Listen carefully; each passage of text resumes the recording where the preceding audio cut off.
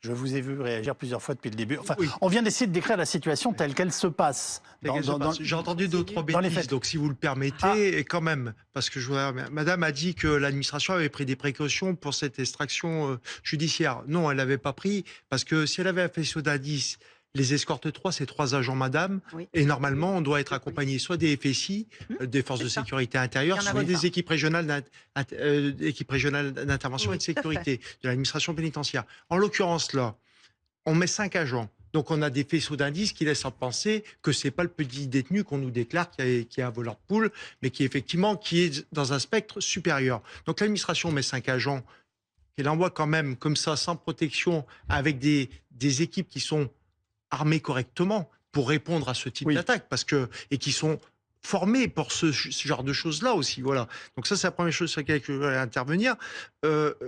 Sur les écoutes, effectivement, la sonorisation, le magistrat instructeur donne des instructions, nous plaçons la sonorisation, c'est la police qui écoute. Après, est-ce qu'il y a eu dans cette histoire un défaut de transmission? Pardonnez-moi, vous sonorisez des cellules dont vous ne connaissez jamais le contenu des interventions. Non, parce que oui, mais c'est fait par un précisons-le pendant magistrat instructeur, c'est dans le cadre d'une commission rogatoire. d'accord. Corrigez-moi si je me trompe. Et vous n'avez pas à les écouter. Donc, On ne les écoute pas puisque c'est la police qui est en charge de ça. D'accord. Nous, on fait des sonorisations, mais c'est souvent pour des détenus condamnés et c'est pour des questions d'ordre de sécurité à l'intérieur des prisons. Voilà, donc là, on les écoute. Mais là, en l'espèce, sur ce dossier-là, c'était effectivement un magistrat instructeur qui avait donné l'instruction, donc on n'avait pas accès. Elle date de 2023. Effectivement, alors est-ce qu'en 2023, il avait déjà prévu d'être transféré sur la Maison d'Évreux? Peut-être que l'inspection qui va s'ouvrir nous dira quelque chose. Nous, on le vit, l'inspection qui s'ouvre. C'est une chose, parce qu'il va falloir avoir les dysfonctionnements, mais on ne veut pas que ça serve de pare-feu aussi au dysfonctionnement de l'administration pénitentiaire. mais arrive en détention. Est-ce qu'il est évalué pendant, je dirais, enfin, pendant les premiers jours pour qu'on essaie de comprendre sa dangerosité? Alors, normalement, il passe par ce qu'on appelle dans les maisons d'arrêt, dans le quartier arrivant. Et c'est là qu'on est chargé de les prendre en charge, qu'on a les premiers entretiens et qu'on essaie de l'évaluer. Sauf qu'aujourd'hui, on va se le dire, avec la surpopulation carcérale qu'on connaît, 77 000 détenus pour 61 000 places, les quartiers arrivants nous servent de soupape de sécurité pour éviter de mettre 4 détenus dans une cellule où devrait en rentrer un. Voilà, c'est clair.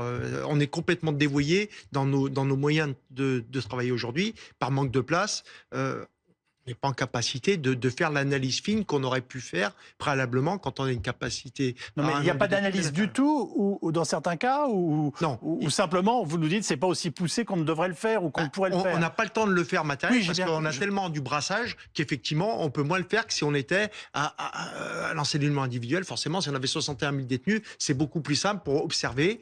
Au quotidien aussi, parce qu'il y a un travail très important qui est fait par les personnels en détention, avec des observations qui sont remontées. On nous demande d'avoir des observations particulières sur le comportement de certains détenus, en fonction de leur profil, comme le disait Madame, les hétéros. Enfin, il y a différents types de gens sur lesquels on fait des observations quotidiennes. Le problème, c'est qu'aujourd'hui, avec cette surpopulation carcérale, on fait que du gardiennage. Hein. Je suis désolé de le dire, on fait du gardiennage. On n'a pas le temps de travailler en profondeur. Pardonnez-moi, pour ceux qui nous écoutent, est-ce que vous nous dites que parfois il n'y a pas d'évaluation, ou est-ce que vous nous dites simplement on fait ça à la va-vite parce qu'on ne peut pas faire autrement? On le fait ça avec les moyens limités qu'on a, mais c'est restreint par rapport à ce qu'on pourrait faire et qu'on sait faire, parce qu'on sait le faire. Le problème, c'est qu'aujourd'hui, on n'a ni le temps matériel, ni des fois les moyens humains de le faire. Emmanuel Chambaud, est-ce que vous pensez qu'il y aura un avant et un après Mohamed Amra sur la prise en charge et les déplacements de nos prisonniers sur nos routes? En tous les cas, pour nous, on est convaincus qu'il y a eu un avant et un après.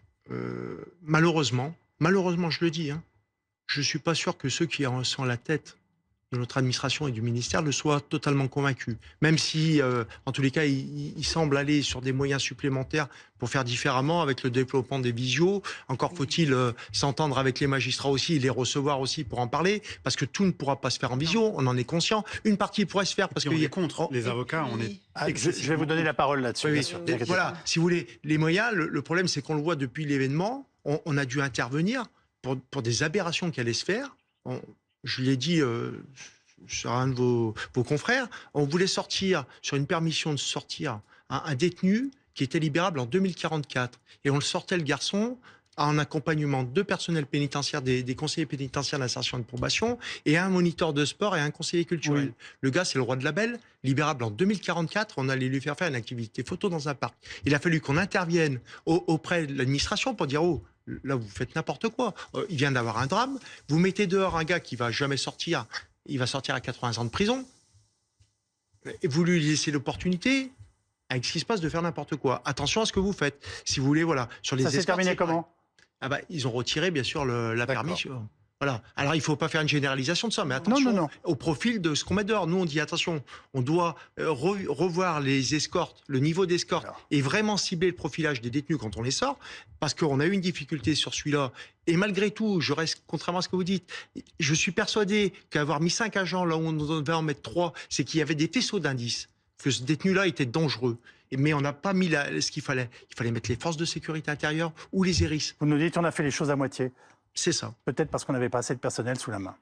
Oui, mais ça ne doit pas se faire au détriment de la sécurité des agents et l'assassinat de 2 de mes collègues. En 2 mots, pourquoi Non, je ne peux pas être d'accord avec ce que vous dites, c'est pas vrai. On a développé dans toutes les cellules, maintenant il y a des cabines téléphoniques. Avant, ils étaient sur des coursives, et là, effectivement, c'était compliqué parce que c'était au tout le venant. Aujourd'hui, on a développé dans tous les établissements des téléphones en cellule. Alors effectivement, peut-être que le coût est cher parce qu'on a dédié ça à une société privée qui veut peut-être gagner de l'argent, peu importe. Eh oui. Mais en tous les cas, s'ils ont les moyens de se payer un portable à 500 ou 2000 euros, comme vous le dites, ils ont largement les moyens de se payer leur téléphone. Et les numéros, ce qui dérange monsieur, c'est que les numéros qui sont enregistrés et lesquels sont autorisés, soit par le magistrat, soit par l'administration pénitentiaire, c'est sûr qu'ils ne peuvent pas gérer leur petit trafic par le téléphone classique de la prison.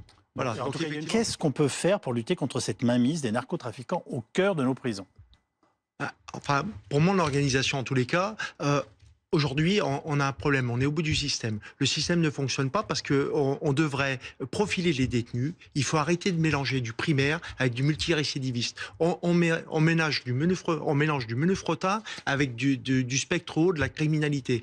Mettons ces gens à part, isolons-les, on pourra les traiter différemment et les gérer différemment. Ça permettra d'éviter déjà de gangréner le petit qui va devenir gros au contact de ces gens-là, parce que beaucoup apprennent en prison la criminalité. Ils rentrent. Donc vous dites qu'il faut des quartiers par type de détenus d'une certaine façon? Et oui, il faut profiler. Le problème, c'est qu'avec la surpopulation pénale actuelle, on est incapacité, on mélange tout là-dedans. On ne peut pas faire ce tri-là. Si on commençait par se faire ce tri-là, effectivement, ça permettrait d'éviter de gangréner et d'isoler ces gens-là et de les observer différemment. Avant